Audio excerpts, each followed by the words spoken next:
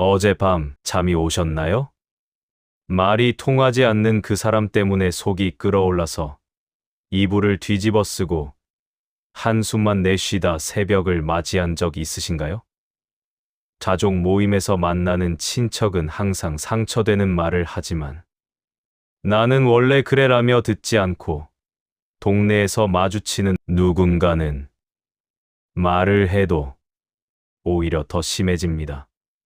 한국심리학회 조사에 따르면 60대 이상 성인의 73%가 이런 스트레스를 받는다고 합니다.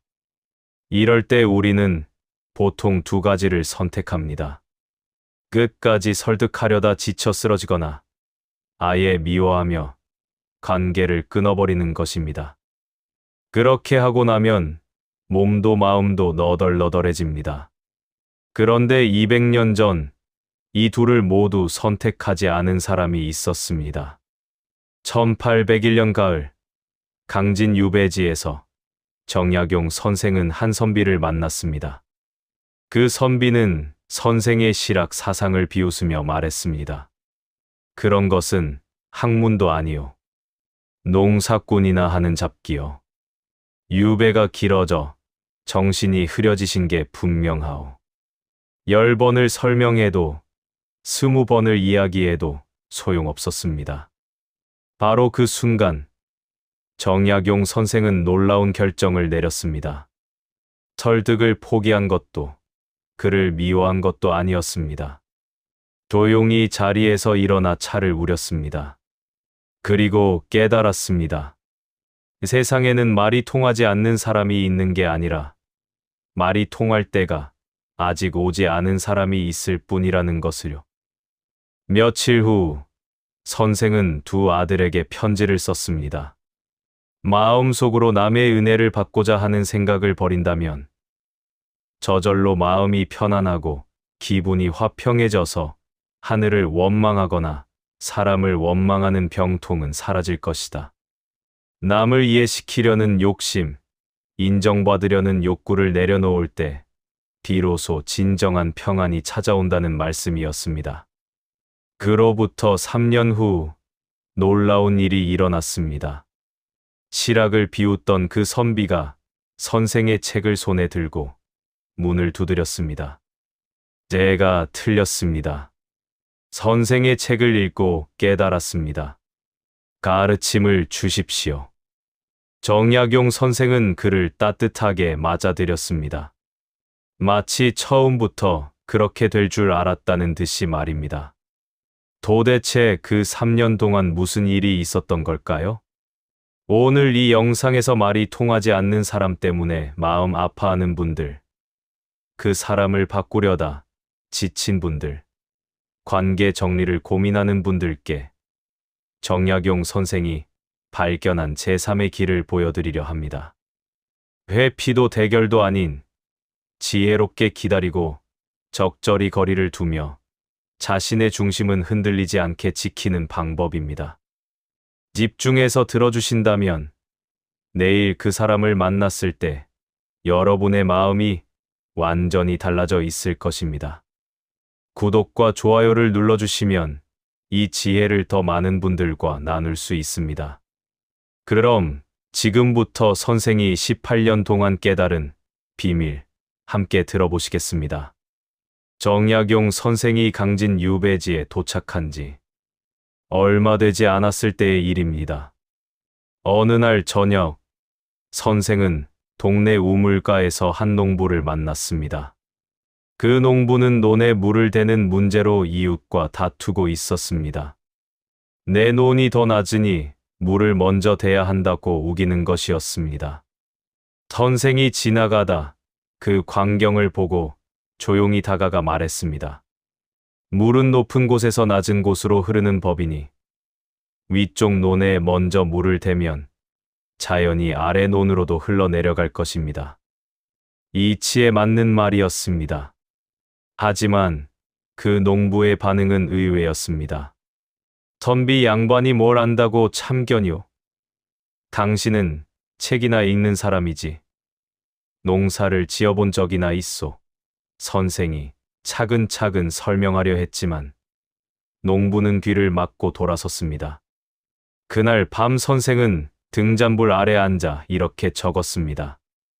세상에는 알아듣지 못하는 것이 아니라 알아듣기를 거부하는 사람들이 있다.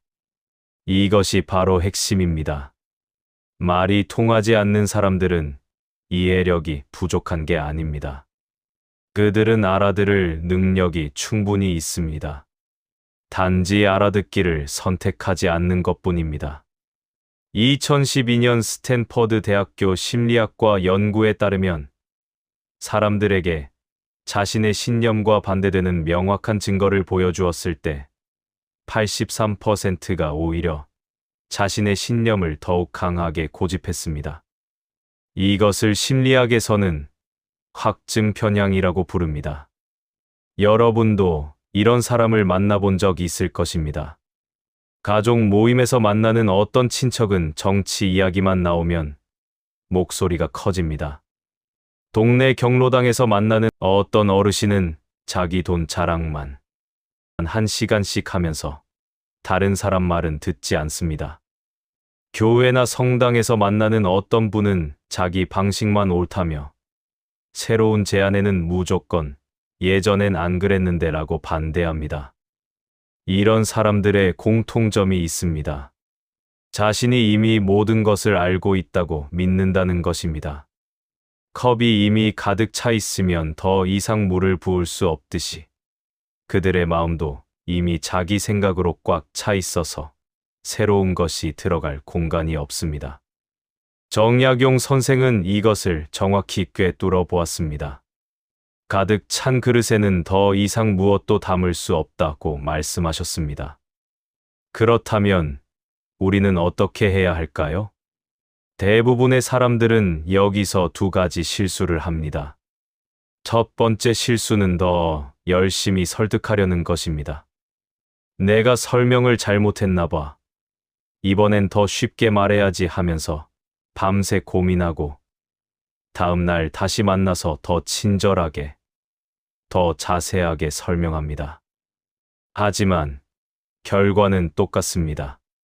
오히려 상대방은 또 그 얘기야 라며 더 화를 냅니다. 두 번째 실수는 관계를 완전히 끊어버리는 것입니다. 이 사람하고는 대화가 안 돼. 이제 그만 만나야겠어 하면서 연락을 끊고 만나는 자리도 피하고 마음의 문을 꽁꽁 닫아버립니다. 겉으로는 평온해 보이지만 속으로는 여전히 씁쓸하고 불편합니다. 특히 그 사람이 가족이거나 피할 수 없는 관계라면 더욱 괴롭습니다. 정약용 선생은 이 두 가지를 모두 선택하지 않았습니다.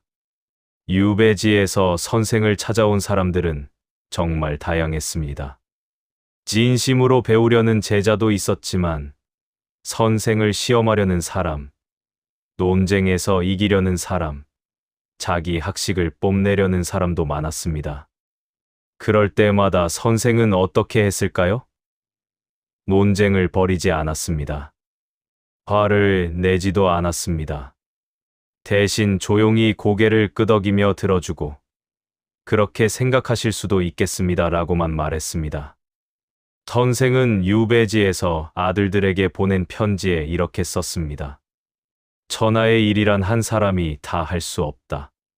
모든 사람을 이해시킬 수 없다는 것을 인정하는 것. 그것이 바로 자신의 한계를 아는 지혜다. 세상 모든 사람이 나와 같은 생각을 하기를 바라는 것은 교만입니다. 모든 사람을 내 뜻대로 움직이려 하는 것은 독선입니다. 진정한 지혜는 자신이 할 수 있는 일과 할 수 없는 일을 구분하는 데서 시작됩니다.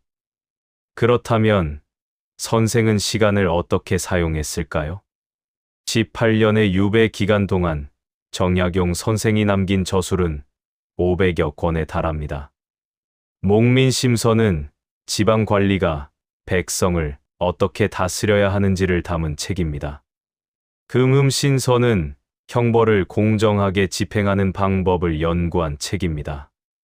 경세유표는 나라를 개혁하는 구체적인 방안을 제시한 책입니다. 만약 선생이 자신을 비난하는 사람들과 논쟁하느라 시간을 보냈다면 이런 위대한 업적을 남길 수 있었을까요? 선생의 선택은 명확했습니다. 말이 통하지 않는 사람들과 에너지를 낭비하는 대신 말이 통하는 사람들에게 집중했습니다.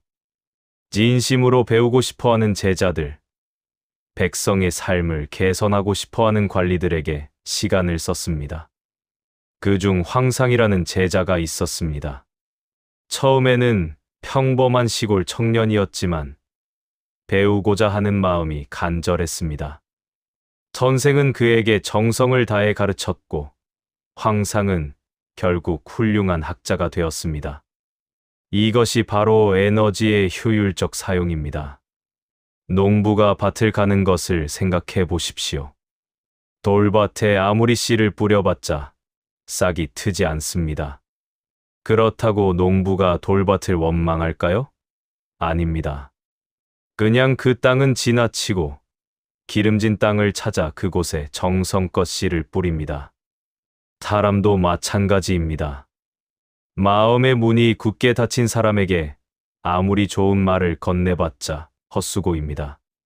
정약용 선생은 목민심서에서 이렇게 썼습니다. 백성을 사랑하는 근본은 아껴 쓰는 데 있고 아껴 쓰는 근본은 검소하게 말하는 데 있다. 말을 아껴 쓰라는 것입니다. 함부로 말을 흘리지 말고 받아들일 준비가 된 사람에게만 소중한 말을 건네라는 뜻입니다. 이것은 냉정한 것이 아니라 현명한 것입니다. 이해를 돕기 위해 몇 가지 비유를 들어보겠습니다. 길가에 돌멩이가 하나 놓여 있습니다. 그 돌에게 아무리 귀한 진리를 말해봤자 돌은 여전히 돌일 뿐입니다. 그 돌이 나쁜 게 아닙니다. 돌에게는 돌의 쓰임이 있고 사람에게는 사람의 쓰임이 있습니다. 다만 돌에게 나무가 되기를 바라거나 나무에게 꽃이 피기를 강요한다면 그것은 자연의 섭리를 거스르는 일입니다. 겨울에 꽁꽁 얼어붙은 땅을 생각해 보십시오. 그 땅에 아무리 좋은 씨앗을 뿌려도 싹이 트지 않습니다. 씨앗이 나빠서가 아닙니다. 땅이 아직 준비되지 않았기 때문입니다. 봄이 와서 땅이 녹으면 그제서야 씨앗이 싹을 틔웁니다. 사람의 마음도 마찬가지입니다. 마음이 꽁꽁 얼어붙어 있을 때는 아무리 좋은 말을 해도 들어가지 않습니다. 컵에 물이 가득 차 있으면 더 이상 물을 부을 수 없습니다. 아무리 좋은 물이라도, 아무리 깨끗한 물이라도 넘쳐 흘러내릴 뿐입니다. 먼저 컵에 담긴 물을 비워야 새로운 물을 담을 수 있습니다. 사람의 마음도 마찬가지입니다. 자신의 생각으로 가득 찬 사람에게는 새로운 지혜가 들어갈 공간이 없습니다. 그들이 스스로 마음을 비울 때까지 기다려야 합니다. 정약용 선생은 이 모든 것을 알고 있었습니다. 그래서 그는 말이 통하지 않는 사람들과 논쟁하지 않았습니다. 설득하려 애쓰지도 않았습니다. 대신 조용히 자신의 길을 갔습니다. 그리고 3년 후 놀라운 일이 일어났습니다. 처음에 실학을 비웃던 그 선비가 선생의 책을 읽고 스스로 깨달아 찾아온 것입니다.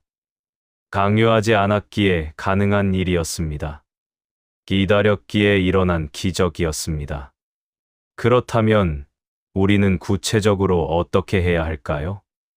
어떻게 하면 에너지를 효율적으로 사용할 수 있을까요? 어떻게 하면 말이 통하는 사람과 통하지 않는 사람을 구분할 수 있을까요? 어떻게 하면 기다리면서도 자신의 중심을 잃지 않을 수 있을까요? 지금부터 그 구체적인 방법들을 하나씩 살펴보겠습니다. 정약용 선생이 유배지에서 가장 많이 한 일은 편지를 쓰는 것이었습니다. 18년 동안 수백 통의 편지를 썼는데 흥미로운 점은 그 편지를 받은 사람들이 누구였는가 하는 것입니다. 두 아들, 조카들, 제자들, 그리고 몇몇 뜻을 같이 하는 선비들이었습니다. 선생을 탄핵한 사람들, 비난한 사람들, 조롱한 사람들에게는 단 한 통의 편지도 보내지 않았습니다. 변명하는 편지도, 따지는 편지도, 설득하는 편지도 없었습니다. 이것이 바로 에너지의 선택적 사용입니다. 성경에 이런 구절이 있습니다. 진주를 돼지 앞에 던지지 말라. 이 말이 처음 들으면 좀 거칠게 느껴질 수 있습니다. 하지만 의미를 곰곰이 생각해보면 깊은 지혜가 담겨 있습니다. 진주가 아무리 귀해도 그 가치를 알아보지 못하는 존재 앞에서는 아무 소용이 없다는 것입니다. 어떤 사람들에게는 아무리 귀한 지혜를 말해도 그 가치를 느끼지 못합니다. 단지 아직 그것을 받아들일 준비가 안 되어 있을 뿐입니다. 정약용 선생이 편지를 보낸 사람들의 공통점이 있었습니다. 첫째, 그들은 질문이 있었습니다. 질문이 있다는 것은 배우고자 하는 마음이 있다는 증거입니다. 둘째, 그들은 실천했습니다. 선생의 가르침을 받으면 그것을 실제 삶에 적용해보고 그 결과를 다시 편지로 보고했습니다. 셋째, 그들은 변화했습니다. 같은 실수를 반복하지 않고 조금씩 성장하는 모습을 보였습니다. 여러분 중에는 이렇게 생각하시는 분도 계실 것입니다. 그래도 가족이면 어떻게 합니까? 맞는 말씀입니다. 하지만 여기서 중요한 것은 포기하라는 게 아니라 에너지 배분을 다르게 하라는 것입니다. 가족이라고 해서 말이 통하지 않는 사람에게 여러분의 모든 에너지를 쏟을 필요는 없습니다. 최소한의 예의와 관계는 유지하되 깊이 있는 대화나 진심 어린 조언은 받아들일 준비가 될 때까지 아껴두는 것입니다. 이것을 냉정하다고 생각하지 마십시오. 의사가 응급실에서 환자를 치료할 때를 생각해 보십시오. 한 번에 100명의 환자가 들어왔는데 의사는 혼자입니다. 어떻게 해야 할까요? 우선순위를 정합니다. 생명이 위급한 환자부터 치료하고 경미한 환자는 나중에 봅니다. 이것을 차별이라고 하지 않습니다. 효율성이라고 합니다. 인간관계도 마찬가지입니다. 시간은 모든 사람에게 공평합니다. 하루는 24시간, 일주일은 7일, 1년은 365일입니다. 그렇다면 이 한정된 자원을 어디에 쓸 것인가가 인생의 질을 결정합니다. 말이 통하지 않는 사람을 설득하느라 10시간을 쓸 것인가? 아니면 말이 통하는 사람과 깊은 대화를 나누는데 10시간을 쓸 것인가? 정약용 선생은 후자를 선택했고 그 결과 18년의 유배 생활이 인생 최고의 결실을 맺는 시기가 되었습니다. 강진 유배지에서 정약용 선생에게는 하나의 습관이 있었습니다. 누군가 찾아오면 차를 대접하면서 조용히 관찰하는 것이었습니다. 차를 마시는 모습, 말하는 태도, 듣는 자세, 질문하는 방식을 유심히 살폈습니다. 대개 차 한 잔을 마시는 시간, 약 15분이면 그 사람이 어떤 사람인지 알 수 있었습니다. 배울 준비가 된 사람인지 아니면 그저 자기 말만 하러 온 사람인지 말입니다. 선생이 발견한 4가지 구분법을 살펴보겠습니다. 첫 번째 신호는 질문입니다. 인정으로 배우고자 하는 사람은 반드시 질문을 합니다. 이것은 어떻게 해야 합니까? 라는 질문은 진짜 질문입니다. 자신이 모른다는 것을 인정하고 답을 구하는 것입니다. 하지만 당신은 이렇게 생각하시는데 제 생각은 다릅니다 라는 말은 질문이 아닙니다. 그것은 자기 의견을 말하기 위한 서두일 뿐입니다. 이 차이를 구분하는 방법이 있습니다. 진짜 질문은 상대방의 대답을 듣고 침묵합니다 생각하고 이해하려 합니다. 가짜 질문은 상대방이 대답하기도 전에 하지만 제 생각엔 이라며 자기 말을 시작합니다.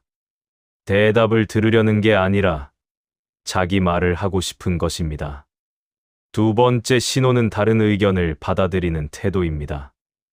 열린 마음을 가진 사람은 자신과 다른 의견을 들었을 때 일단 멈춥니다. 즉시 반박하지 않습니다. 그렇게 볼 수도 있겠네요라고 말하며 생각할 시간을 갖습니다. 하버드 대학교의 심리학 연구에 따르면 새로운 정보를 받아들일 때 뇌가 그것을 처리하는데 평균 3초가 필요하다고 합니다. 열린 마음을 가진 사람은 이 3초를 줍니다. 하지만 닫힌 마음을 가진 사람은 1초도 안 돼요. 아니에요. 그건 틀렸어요. 라고 반응합니다. 세 번째 신호는 실수를 대하는 태도입니다. 성장하는 사람은 자신의 실수를 인정합니다. 2019년 스탠퍼드 대학교 연구팀이 실수를 인정하는 사람과 변명하는 사람의 뇌를 관찰한 결과 실수를 인정하는 사람의 뇌에서는 학습과 관련된 영역이 활성화되었지만 변명하는 사람의 뇌는 방어 기제만 작동했습니다. 즉, 실수를 인정해야 배울 수 있다는 것입니다. 네 번째 신호는 변화에 대한 반응입니다. 유연한 사람은 새로운 것을 시도해 봅니다. 한번 해보겠습니다. 재미있네요. 이렇게 하면 어떨까요? 라고 말합니다. MIT 대학교의 2021년 연구에 따르면 새로운 것을 시도하는 빈도가 높은 사람일수록 삶의 만족도가 평균 34% 더 높았다고 합니다. 이 네 가지를 기억하십시오. 질문하는가? 다른 의견을 수용하는가? 실수를 인정하는가? 전화를 받아들이는가? 이것이 배울 준비가 된 사람과 그렇지 않은 사람을 구분하는 기준입니다. 이 네 가지 중 세 가지 이상 아니오라면 그 사람은 아직 준비가 안 된 것입니다. 여러분의 에너지를 아끼십시오. 강진 유배지에는 대나무 숲이 있었습니다. 정약용 선생은 바람이 부는 날이면 그 숲을 거닐며 대나무를 관찰했습니다.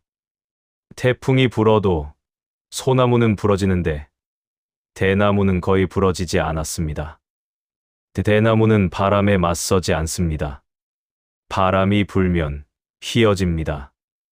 땅에 닿을 정도로 깊이 휘어집니다. 하지만 부러지지는 않습니다.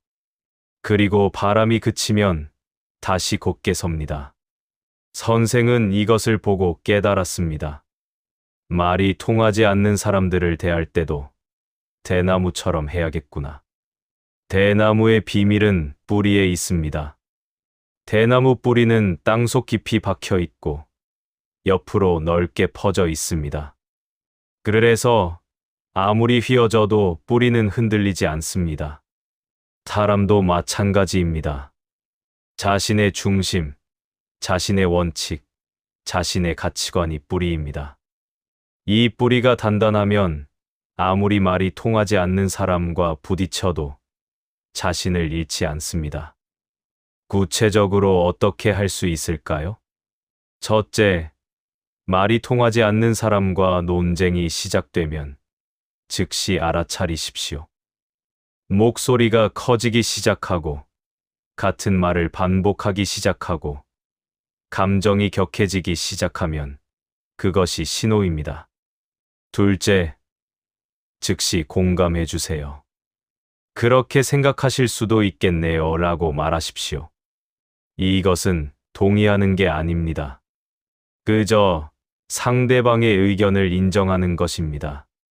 셋째, 주제를 바꾸십시오. 그런데 오늘 날씨 참 좋죠. 식사는 하셨어요? 같은 무난한 주제로 돌리십시오. 혹은 제가 물 좀 마시고 올게요라며 자리를 잠시 피하십시오. 물리적으로 거리를 두면 감정도 식습니다. 5분만 떨어져 있어도 처음에 격한 감정이 많이 가라앉습니다. 정약용 선생은 이렇게 말했습니다. 마음이 흔들렸다면 한 걸음 물러서 자신을 바라보라. 그것만으로 어지러움이 잦아질 것이다. 감정이 격해질 때일수록, 논쟁이 뜨거워질 때일수록 한 걸음 물러서야 합니다. 2015년 컬럼비아 대학교 심리학과의 연구에 따르면 갈등 상황에서 즉시 반응한 사람들과 10분 후에 반응한 사람들을 비교했을 때 10분 기다린 사람들의 대응이 67% 더 합리적이었고 관계 회복 가능성도 83% 더 높았습니다. 그렇다면 적당한 거리란 무엇일까요? 정약용 선생이 제시한 적당한 거리의 기준이 있습니다. 첫째, 예의는 지키되 깊이 관여하지 않습니다. 만나면 인사는 나눕니다. 하지만 개인적인 이야기는 하지 않습니다. 둘째, 듣되 반응하지 않습니다. 상대방이 말을 하면 들어줍니다. 네, 그러셨군요. 정도로 반응합니다. 하지만 거기서 멈춥니다. 셋째, 도움을 요청받으면 돕되 먼저 나서지 않습니다. 이것을 고슴도치의 거리라고 부르기도 합니다. 추운 겨울, 고슴도치들이 서로 몸을 따뜻하게 하려고 가까이 붙었습니다. 하지만 너무 가까우니 서로의 가시에 찔렸습니다. 그렇다고 너무 멀리 떨어지니 추워서 견딜 수가 없었습니다. 여러 번의 시행착오 끝에 고슴도치들은 적당한 거리를 찾았습니다. 서로의 가시에 찔리지 않으면서도 몸의 온기를 느낄 수 있는 거리 말입니다. 여러분도 오늘부터 실천해 보십시오. 말이 통하지 않는 그 사람을 떠올려 보십시오. 이제 거리를 조정하십시오. 조금 더 멀리 서십시오. 대나무처럼 휘대 꺾이지 말고 고슴도치처럼 적당한 거리를 유지하십시오. 한 달만 이렇게 해보십시오. 여러분의 마음이 얼마나 평온해지는지 스스로 느끼게 될 것입니다. 거리를 두는 것도 중요하지만 더 중요한 것은 그 시간을 어떻게 사용하느냐입니다. 에너지를 효율적으로 쓰고 사람을 구분하고 거리를 유지했다면 이제 진짜 중요한 것에 집중해야 합니다. 지금부터 그것을 살펴보겠습니다. 1805년 봄, 강진 유배지에서 정약용 선생에게 한 통의 편지가 도착했습니다. 서울에 있는 지인이 보낸 편지였는데 조정에서 선생을 다시 탄핵하는 상소가 올라왔다는 소식이 담겨 있었습니다. 그 편지를 읽은 제자들은 분노했습니다. 선생님, 반박하는 상소를 올리셔야 합니다. 하지만 선생은 조용히 고개를 저었습니다. 선생은 그날 저녁 일기장에 이렇게 적었습니다. 천하 만물 가운데 굳이 지킬 것이 없지만 오직 나만은 지켜야 한다. 이것이 무슨 뜻일까요? 자신을 지킨다는 것은 자신이 옳다는 것을 증명하는 게 아닙니다. 다른 사람을 설득해서 인정받는 것도 아닙니다. 그저 자신이 믿는 바를 꾸준히 실천하는 것입니다. 정약용 선생은 백성을 위한 학문이 옳다고 믿었습니다. 그래서 아무도 인정해주지 않아도 오히려 비난받아도 그 길을 포기하지 않았습니다. 말이 통하지 않는 사람 때문에 자신을 잃어버리는 경우가 많습니다. 저 사람이 나를 이해하지 못해라는 생각에 밤잠을 설치고 내가 옳다는 것을 증명해야 해라는 강박에 사로잡히고 왜 나만 힘들까라는 억울함에 빠집니다. 그러다 보면 정작 중요한 것을 놓칩니다. 내가 원래 가려던 길, 내가 원래 하려던 일, 내가 원래 지키려던 가치를 잊어버립니다. 정약용 선생이 지키려 한 것은 세 가지였습니다. 첫째, 가치관입니다. 선생은 백성의 삶을 개선하는 것이 학문의 목적이라고 믿었습니다. 다른 선비들이 비웃어도 선생은 흔들리지 않았습니다. 학문이란 백성을 이롭게 하는 것이다 라고 목민심서에 썼습니다. 18년 내내 이 가치관을 지켰고 그 결과 실학이라는 위대한 사상을 완성했습니다. 둘째, 꿈입니다. 선생의 꿈은 조선을 개혁하는 것이었습니다. 유배를 가면서 그 꿈이 좌절된 것처럼 보였습니다. 하지만 선생은 다르게 생각했습니다. 지금 당장 실행할 수는 없지만 훗날 누군가 이 책을 읽고 실행할 수 있다. 그래서 더욱 열심히 책을 썼습니다. 당시에는 아무도 읽지 않았지만 후세의 개혁가들이 이 책을 교과서처럼 활용했습니다. 셋째, 품격입니다. 아무리 화가 나도 아무리 억울해도 선생은 인격을 잃지 않았습니다. 자신을 탄핵한 사람들을 욕하는 글을 쓰지 않았습니다. 복수를 꿈꾸지도 않았습니다. 심지어 그들을 이해하려 노력했습니다. 이것이 진정한 품격입니다. 품격을 지키는 것이 여러분을 지키는 것입니다. 여러분도 지켜야 할 것이 있습니다. 첫째, 여러분의 가치관을 지키십시오. 남들이 뭐라고 해도 여러분이 옳다고 생각하는 것을 포기하지 마십시오. 둘째, 여러분의 꿈을 지키십시오. 나이가 들었다고, 상황이 여의치 않다고 포기하지 마십시오. 정약용 선생은 57세에 유배에서 풀려났지만 그 후에도 계속 글을 쓰고 제자를 가르쳤습니다.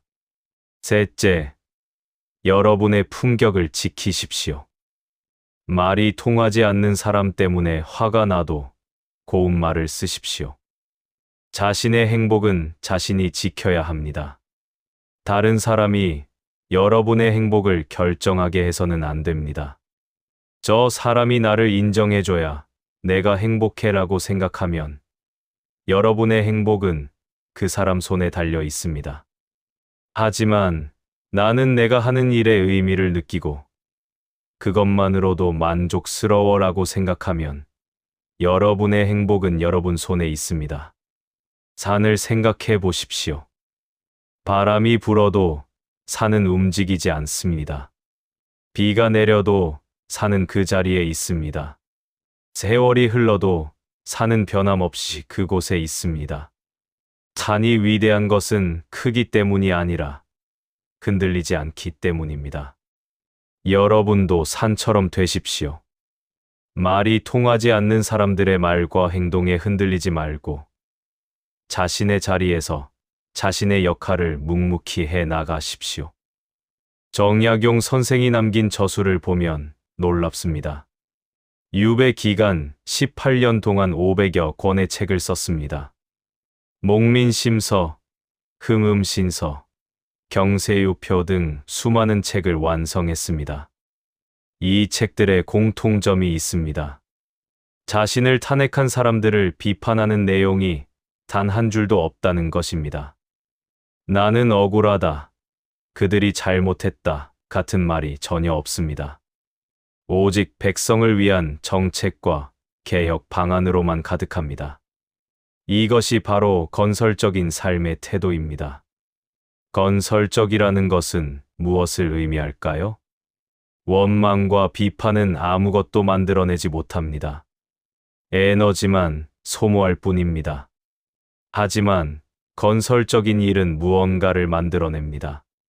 책을 쓰면 지식이 남고, 관계를 만들면 사랑이 남고, 무언가를 배우면 지혜가 남습니다. 같은 시간을 쓰더라도 어디에 쓰느냐에 따라 결과가 완전히 다릅니다. 건설적인 삶의 세 가지 원칙이 있습니다. 첫째, 문제를 지적하는데 그치지 않고 해결책을 제시하는 것입니다. 정약용 선생은 항상 해결책을 제시했습니다. 지방 관리가 부패하다고 비판만 한 것이 아니라 목민심서에 구체적인 개선 방안을 적었습니다. 둘째, 과거에 매달리지 않고 미래를 준비하는 것입니다.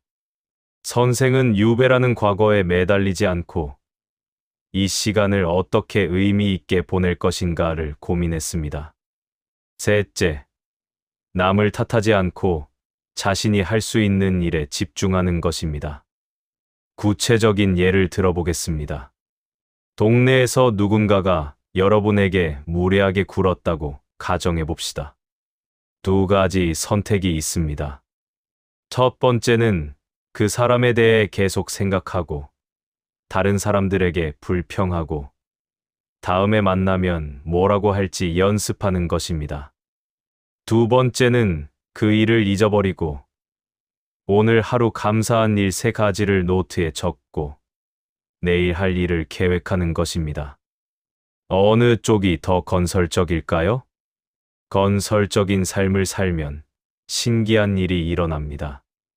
말이 통하지 않는 사람들 때문에 스트레스 받을 시간이 없어집니다. 너무 바쁘고 충실하게 살기 때문입니다. 2018년 하버드 대학교 심리학과의 연구에 따르면 창조적인 활동을 하는 사람들의 스트레스 수준이 평균 43% 낮았습니다. 무언가를 만들어낼 때 우리 뇌는 도파민을 분비하고 이것이 행복감을 주고 스트레스를 줄여줍니다. 여러분도 오늘부터 무언가를 만들어내십시오. 꼭 거창한 것일 필요는 없습니다. 일기를 쓰는 것도 좋습니다. 뜨개질을 하는 것도 좋습니다. 화분에 꽃을 심는 것도 좋습니다. 특히 다른 사람에게 도움이 되는 일을 하십시오. 동네 경로당에서 봉사하는 것도 좋고 손주들에게 옛날 이야기를 들려주는 것도 의미 있습니다. 그런데 한 가지 알아야 할 것이 있습니다. 건설적인 일을 해도 당장 인정받지 못할 수 있습니다. 정약용 선생의 책들도 당시에는 거의 읽히지 않았습니다. 선생이 돌아가신 후 한참 지나서야 그 가치를 인정받았습니다. 하지만 그것이 중요한 게 아닙니다. 선생은 인정받기 위해 쓴 게 아니라 그것이 옳은 일이기 때문에 썼습니다. 인정한 가치는 시간이 지나야 드러나는 경우가 많습니다. 여러분이 오늘 손주에게 들려준 이야기가 당장은 별것 아닌 것 같아도 그 손주가 어른이 되어서 할아버지가 해주신 그 이야기가 생각나라며 떠올릴 수 있습니다. 여러분이 오늘 동네에서 한 작은 친절이 누군가의 하루를 바꿀 수 있습니다. 당장 눈에 보이지 않아도 분명히 의미가 있습니다. 건설적인 삶의 핵심을 정리하면 이렇습니다. 비판 대신 창조, 원망 대신 감사, 파괴 대신 건설입니다. 같은 하루를 살더라도 무엇에 집중하느냐에 따라 그 하루의 의미가 완전히 달라집니다. 오늘부터 하루에 한 가지씩만 건설적인 일을 하십시오. 일기 한 줄을 쓰든, 꽃에 물을 주든, 누군가에게 친절을 베푸든 상관없습니다. 한 달이면 30가지, 1년이면 365가지의 의미 있는 일을 한 것입니다. 1818년 가을, 정약용 선생은 마침내 유배에서 풀려났습니다. 57세의 나이에 18년 만에 자유를 얻었습니다. 서울로 돌아가는 길에 한 제자가 물었습니다.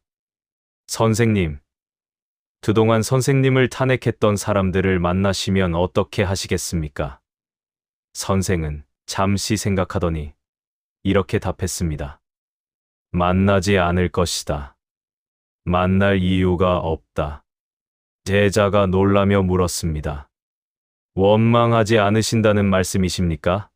선생이 답했습니다. 원망하지 않는다. 다만 관계를 계속할 필요가 없을 뿐이다. 이것이 바로 포기의 용기입니다. 포기는 미움이 아닙니다. 복수도 아닙니다. 그저 더 이상 그 관계에 에너지를 쓰지 않겠다는 선택입니다. 겨울나무를 생각해 보십시오. 겨울이 오면 나무는 잎을 모두 떨어뜨립니다. 잎이 나빠서가 아닙니다. 겨울을 나기 위해서는 불필요한 것을 버려야 하기 때문입니다.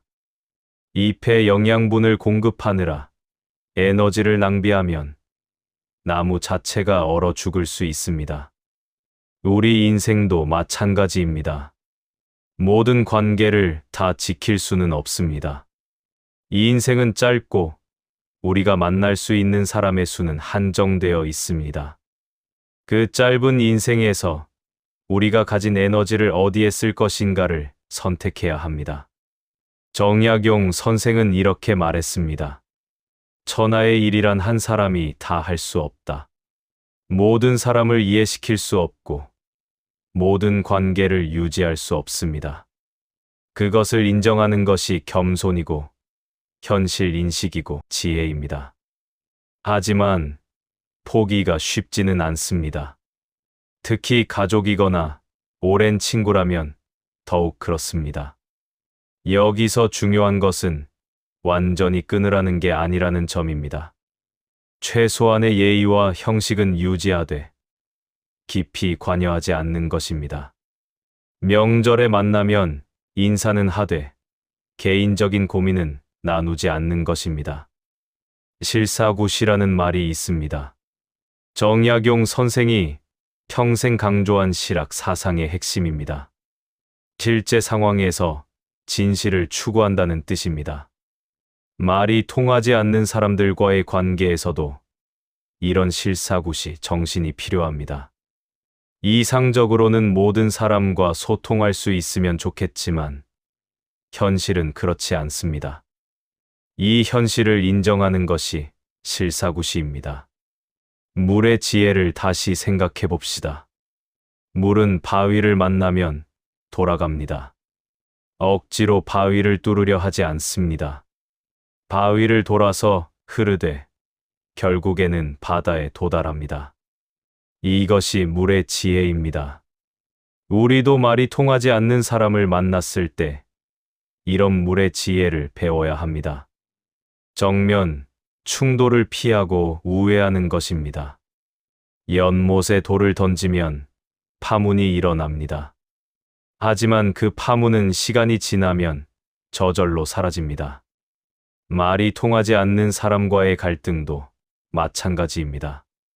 처음에는 마음이 불편하고 화가 날 수 있습니다. 하지만 시간이 지나면 그 감정들도 자연스럽게 가라앉습니다. 중요한 것은 그 파문에 계속 신경 쓰며 에너지를 낭비하지 않는 것입니다. 파문은 저절로 사라지지만 그것에 매달리는 마음은 저절로 사라지지 않습니다. 평온한 마음을 유지하는 것은 우리의 선택입니다. 다른 사람이 우리 마음을 어지럽힐 수는 없습니다. 우리가 그것을 허락할 때만 어지러워집니다. 저 사람이 나를 화나게 만들었어 라고 말하지만 사실은 우리가 화를 내기로 선택한 것입니다. 저 사람 때문에 잠을 못 잤어 라고 말하지만 사실은 우리가 그 생각에 매달리기로 선택한 것입니다. 정약용 선생이 남긴 마지막 명언을 기억하십시오. 아무리 힘들고 불합리한 일을 당했더라도 가슴에 품은 뜻을 꺾지 말라. 말이 통하지 않는 사람들 때문에 우리의 꿈과 목표를 포기해서는 안 됩니다. 그들은 우리 인생의 주인공이 아닙니다. 잠시 스쳐 지나가는 조연일 뿐입니다. 주인공은 바로 우리 자신입니다. 마지막으로 한 가지만 더 말씀드리겠습니다. 포기하되 원망하지는 마십시오. 관계를 정리하되 미워하지는 마십시오. 이제 그만이라고 말하되 내가 나빠서라고 말하지는 마십시오. 그저 조용히 담담하게 우리는 서로 다른 길을 가는 것이 좋겠다고만 생각하십시오. 그것이 서로를 위한 최선의 선택일 수 있습니다. 여기까지 긴 이야기를 들어주셔서 감사합니다. 정약용 선생이 18년 유배 생활에서 깨달은 지혜를 함께 나누었습니다. 정리해 보겠습니다. 첫째, 문제를 인식하는 것이었습니다. 말이 통하지 않는 사람들은 알아듣지 못하는 게 아니라 알아듣기를 거부한다는 것. 그것을 인정하는 것이 시작이었습니다. 둘째, 대응 원칙이었습니다. 에너지를 효율적으로 사용하고 사람을 구분하고 적절한 거리를 유지하는 방법을 배웠습니다. 셋째, 실천 지혜였습니다. 자기 중심을 지키고 건설적으로 살며 때로는 포기할 용기를 갖는 것이었습니다. 그렇다면 1801년 가을 실학을 비웃던 그 선비는 어떻게 되었을까요? 3년 후인 1804년 봄, 그 선비는 정약용 선생의 초가집 문을 두드렸습니다. 손에는 선생이 쓴 원고가 들려 있었고 얼굴에는 부끄러움과 존경이 가득했습니다. 선생님, 제가 틀렸습니다. 선생님의 글을 읽고 깨달았습니다. 제게 가르침을 주십시오. 정약용 선생은 그를 따뜻하게 맞아들였습니다. 미워하지도 비난하지도 봤지? 내가 옳았지 라고 말하지도 않았습니다. 그저 들어오십시오. 차나 한잔 하시지요 라고만 했습니다. 이것이 바로 기다림의 힘입니다. 억지로 설득하지 않았기에 가능한 일이었습니다. 논쟁하지 않았기에 관계가 회복될 수 있었습니다. 거리를 두었기에 상대방이 스스로 생각할 시간을 가질 수 있었습니다. 그리고 무엇보다 선생이 그 3년 동안 원망하지 않고 자신의 길을 갖기에 더욱 아름다운 결말이었습니다.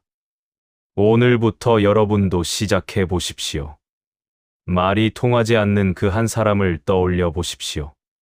오늘부터 한 걸음 물러서 보십시오. 설득하려 애쓰지 마십시오. 논쟁하지 마십시오. 그저 그렇게 생각하실 수도 있겠네요 라고만 말하고 여러분의 길을 가십시오. 여러분이 하고 싶었던 일, 여러분이 만나고 싶었던 사람, 여러분이 배우고 싶었던 것에 시간을 쓰십시오. 3개월만 이렇게 해보십시오. 여러분의 마음이 얼마나 평온해지는지, 여러분의 삶이 얼마나 풍요로워지는지 스스로 느끼게 될 것입니다. 그리고 신기하게도 여러분이 변하면 상대방도 변하기 시작합니다. 여러분이 더 이상 설득하려 하지 않으니 상대방도 더 이상 방어할 필요가 없어집니다. 여러분이 거리를 두니 상대방도 여유를 갖게 됩니다. 어쩌면 그 사람이 먼저 찾아올지도 모릅니다. 정약용 선생의 마지막 말씀을 전합니다. 천하 만물 가운데 굳이 지킬 것이 없지만 오직 나만은 지켜야 한다. 다른 사람이 여러분을 이해하지 못해도 괜찮습니다. 세상이 여러분을 인정하지 않아도 괜찮습니다. 여러분 자신만은 여러분을 지키십시오.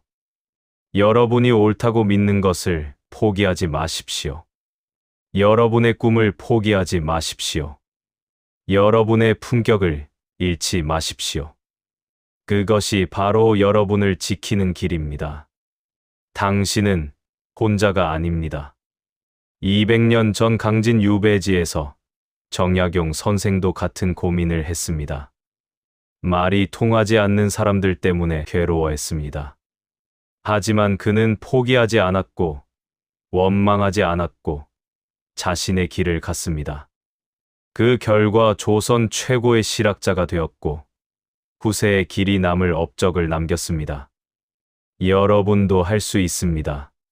지혜롭게 기다리고 적절하게 거리를 두고 자신의 중심을 지키며 사는 것입니다. 이 영상이 여러분의 지친 마음에 작은 위로가 되었기를 바랍니다. 내일 아침 눈을 떴을 때 조금은 다른 마음으로 그 사람을 마주할 수 있기를 바랍니다. 더 이상 밤잠을 설치지 않아도 되고, 더 이상 억울해하지 않아도 되고, 더 이상 스트레스 받지 않아도 되는 그런 평온한 하루를 맞이하시기를 바랍니다. 다음 영상에서는 정약용 선생이 가르친 화내지 않고 마음을 다스리는 방법을 다루려 합니다. 구독과 좋아요를 눌러주시면 선생의 지혜를 더 많은 분들과 나눌 수 있습니다. 댓글로 여러분의 경험도 나눠주시면 함께 배우고 성장할 수 있습니다. 끝까지 함께 해주셔서 진심으로 감사합니다. 정약용의 마음이었습니다.